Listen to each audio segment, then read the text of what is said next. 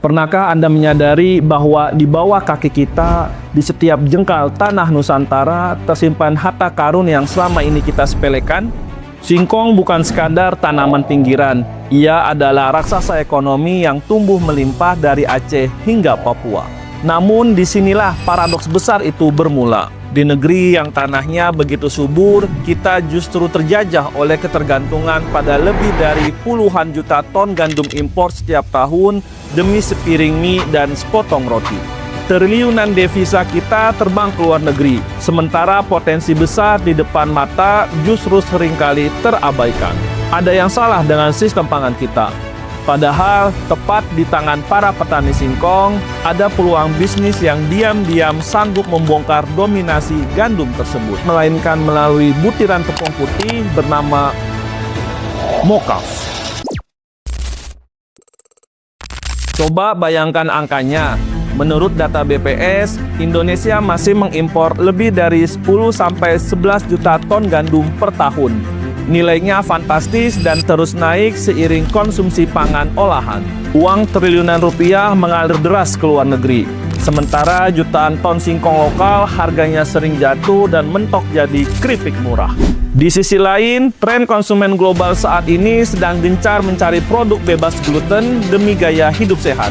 Di saat yang sama, produksi singkong nasional berada di kisaran 18-19 juta ton per tahun. Artinya, bahan baku lokal sebenarnya melimpah. Namun, realitas di lapangan berkata lain. Harga singkong sering jatuh, nilai tambah rendah, dan sebagian besar berhenti sebagai produk olahan sederhana. Paradoksnya jelas, bahan baku ada di desa, nilai ekonomi justru tercipta di luar negeri. Lantas, mengapa kekayaan lokal ini seolah tak berdaya melawan dominasi terigu impor? Akar masalahnya, singkong mentah tidak bisa langsung menggantikan gandum. Singkong punya aroma langu yang tajam, struktur granula pati yang kaku, dan kandungan senyawa sianida alami. Karakter ini membuatnya sulit diterima industri roti, mie, dan biskuit. Namun disinilah teknologi mokaf atau Modified Cassava Flour turun tangan. Lewat proses fermentasi menggunakan bakteri asam laktat, sifat pati singkong dirombak total. Aromanya berubah netral, warnanya seputih terigu premium, teksturnya halus, dan kandungan sianidanya ditekan sampai level aman. Secara ilmiah, mokaf memungkinkan substitusi terigu secara parsial, namun jika secara sains memungkinkan, mengapa adopsinya masih lambat? Jawabannya ada di sistem, bukan di produknya. Tapi praktik di lapangan tidak semudah teori. Tantangan terbesar mokaf ada di pasokan bahan baku yang fluktuatif dan proses pengeringan yang masih mengandalkan terik matahari. Kalau musim hujan datang, produksi anjlok dan warnanya kusam. Padahal industri besar tidak beli sekadar tepung, mereka membeli konsistensi mutu. Titik kuncinya ada di pasca panen dan konsistensi proses. Solusi nyata dari masalah ini adalah klasterisasi hulu ke hilir, pengolahan dilakukan dekat sentra singkong, fermentasi memakai starter teruji, pengeringan menggunakan alat mekanis agar mutu stabil tidak tergantung cuaca. Riset dan praktik lapangan menunjukkan dengan standar proses yang benar, mokaf bisa menggantikan hingga sekitar 20-50% terigu pada produk tertentu tanpa menurunkan penerimaan konsumen. Artinya, mokaf tidak perlu menggantikan gandum 100%, cukup masuk menjadi bahan baku yang strategis. Ini bukan wacana kosong di atas kertas. Laporan terbaru tahun 2025 membuktikan klaster seperti UD Usaha Mandiri dan Rumah Mokaf di Banjarnegara sukses memproduksi 60 hingga 100 ton mokaf per bulan.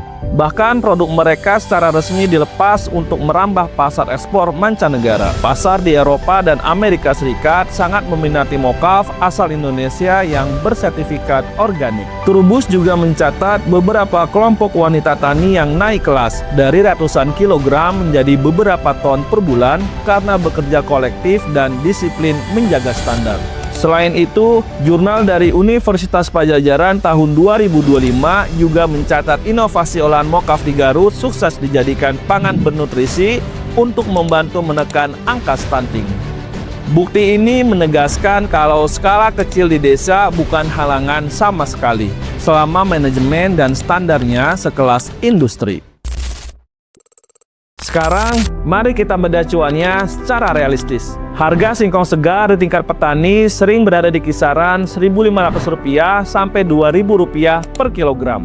Untuk menghasilkan 1 kg mokaf dibutuhkan sekitar 3 kg singkong segar. Dengan biaya fermentasi, pengeringan, tenaga kerja, energi, dan penyusutan alat, HPP realistis mokaf berada di kisaran Rp12.000 hingga Rp15.000 per kilogram. Di pasar lokal premium, mokaf dijual Rp25.000 hingga Rp40.000 per kilogram.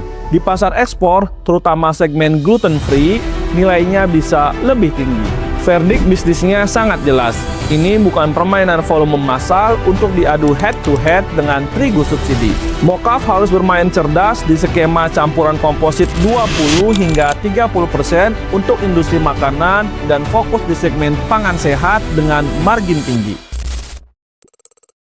Mokaf bukan solusi instan ketahanan pangan dan tidak akan menggantikan gandum sepenuhnya. Namun di tengah tekanan impor, tren pangan sehat, dan dorongan diversifikasi karbohidrat, mokaf adalah opsi strategis yang realistis.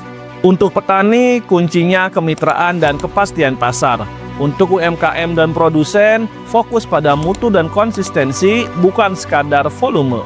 Untuk investor, ini peluang hilirisasi pangan yang masih di fase awal. Untuk pembuat kebijakan, titik krusialnya bukan di budidaya, tapi di pasca panen dan standarisasi. Pertanyaannya sekarang bukan lagi apakah mokaf punya potensi. Pertanyaannya, siapa yang siap membangun sistemnya lebih dulu.